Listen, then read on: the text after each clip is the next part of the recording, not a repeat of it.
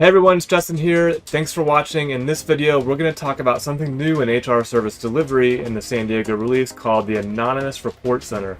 That's right, we now have the capability for your employees or non-employees to submit truly anonymous reports when we're talking about complaints. So let's get right into the demo. I'm going to start the demo in the new Employee Center. If you haven't heard of Employee Center, you got to check it out. The big thing about Employee Center, other than the refresh look and feel from the old service portal, is bringing all our departments together in one portal so that we can get to all the things we need: IT, HR, workplace, legal, community, stuff like that. We're going to pop into the HR piece, and I did browse HR just so you could see some of the functionality there around knowledge articles and applications that we have access to. I want to actually open up the employee conduct topic and call your attention to the report misconduct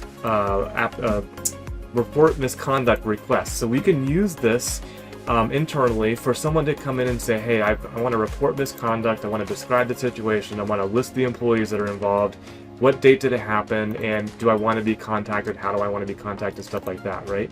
But what if it's something that is sensitive, or I really don't want my name associated with it, or I'm trying to help out somebody who's in danger or something like that, right? So all these special situations that could happen, and that's where this new Anonymous Report Center kicks in. So you need to pay special attention here. I'll zoom in on post to show you what you need to see, but we're going to start with this Visit Anonymous Report Center.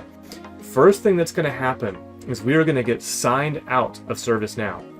So I'm no longer signed into ServiceNow. You'll see when I pop back into the interface there that it's going to look a little bit different. So now I'm able to come in and I can see some information about anonymous reporting. I see what the process is. I have an FAQ, and if I'm comfortable and I'm ready, I can go ahead and start and submit that report. And I can fill out all the details. I'm still not logged in. It's all anonymous. We're going to report some misconduct. We could have other types of reports there in the future.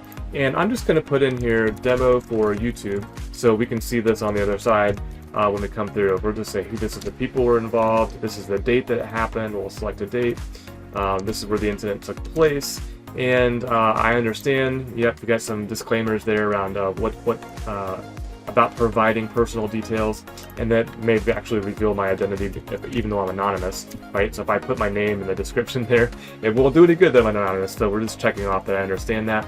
And then I've got a little CAPTCHA to verify my identity before I hit submit. So it's going to go ahead and submit it.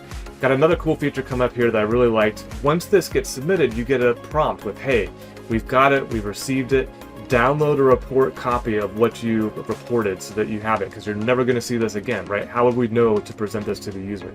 So this gives me a nice PDF of what my report was. I get all the details of it. I can put this in my personal files, email it to myself, whatever, something like that.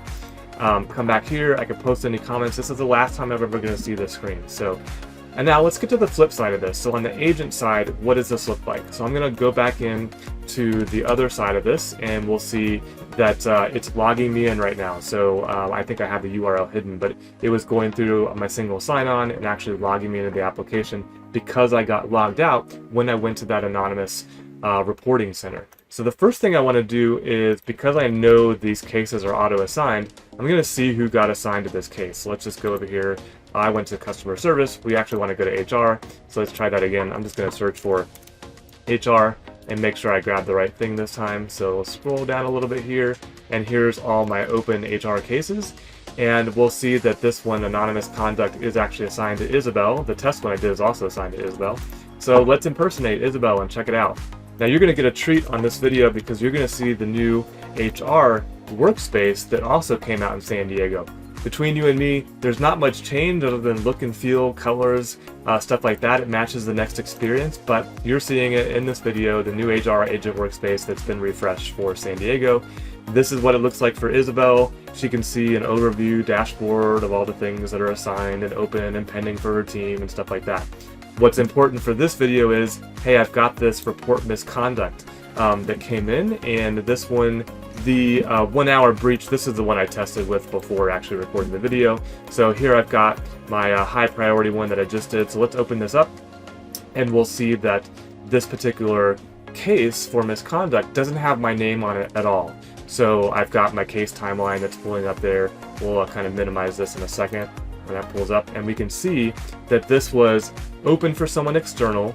There is the open by is reporting an anonymous user. I can't change this field. I can't go put in someone's name.